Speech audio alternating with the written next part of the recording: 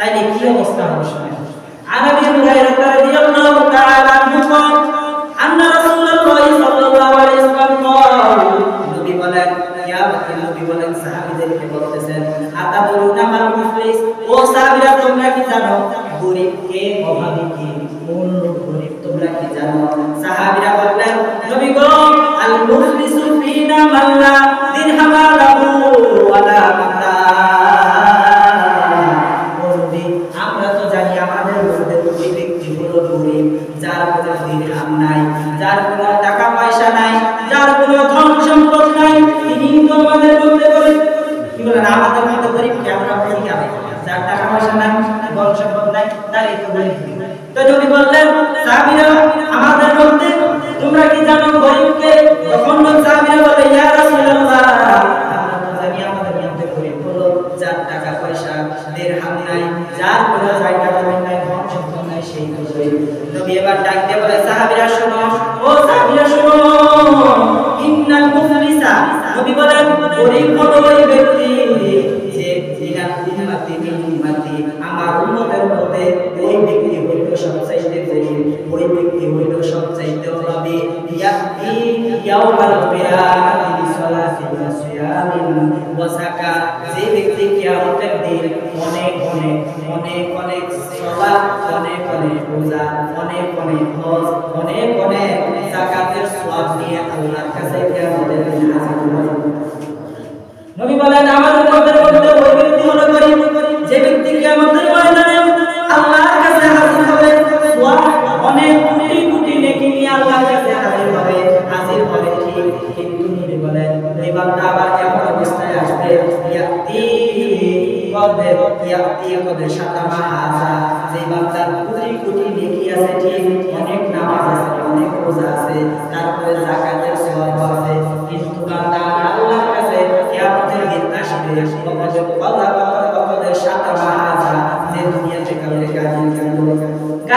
আমি আপনার কাছে নিয়ে আসবেন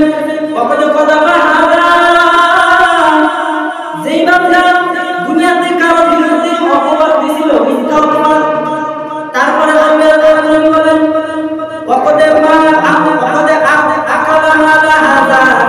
এই বান্দা দুনিয়াতে কারো জায়গা নবী বলেন যে কারো জায়গা জমি আত্মসাৎ করেছে, মানে বান্দা আসছে আপনার কাছে অনেক নেকি নিয়ে, বলেন অনেক নেকি নিয়ে আসবে, অনেক নামাজ থাকবে, অনেক রোজা থাকবে, অনেক যাকাতের সওয়াব থাকবে, কিন্তু সাথে সাথে সে দুনিয়াতে অনেক মানুষের গালি দিবে, আবার মানুষের অপবাদ দিবে, তারপরে কি করতো মানুষের ধন সম্পদ অন্যায়ভাবে নিজের নামে দখল করে দিবে, জায়গা জমি অন্যায়ভাবে নিজের নামে। শুধু তাই নয়, নবী বলেন ওয়াসাফাকা দামি হাযা, শুধু তাই নয়, নবী বলেন এই বান্দা দুনিয়াতে মানুষের সাথে কষ্ট ছড়াই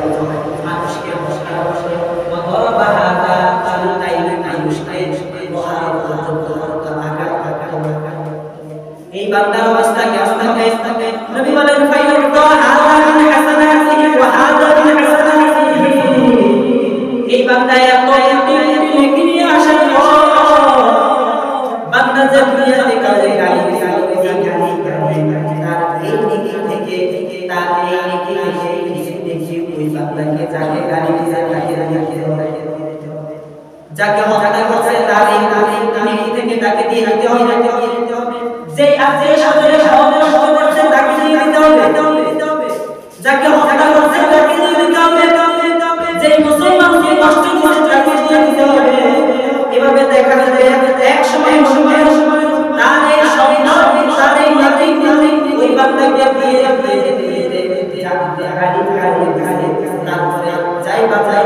সব কিছু তারে দিতে এক সময় আল্লাহ নবী বলেন আমাদের তাকায় সেই কি নিয়া দুনিয়াতে তিনি কি নিয়ে আসতে কিছু তাকায়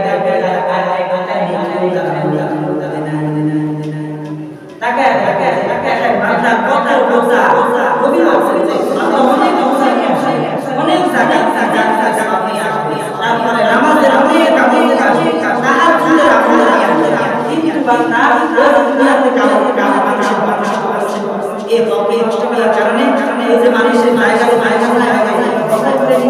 এর কারণে বান্দা নষ্ট করে এই নেকি আস্তে আস্তে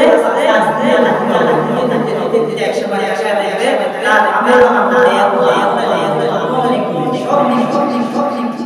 এবার চিন্তা করছে কি দাম এত কষ্ট করে নামাজ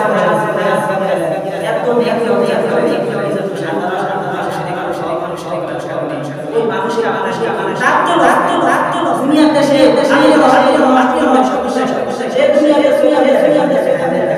কিন্তু আপনি এটার কারণে আসলে মিস নাই নিয়ে যাইবে তারপরে শুধু তাই না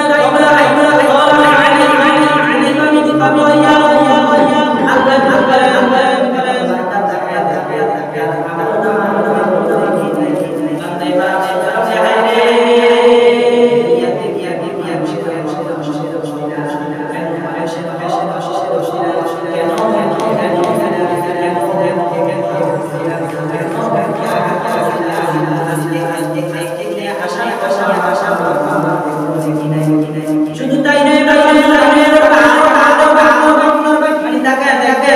দেখবে যে দিতে তো নেকি সে মানুষ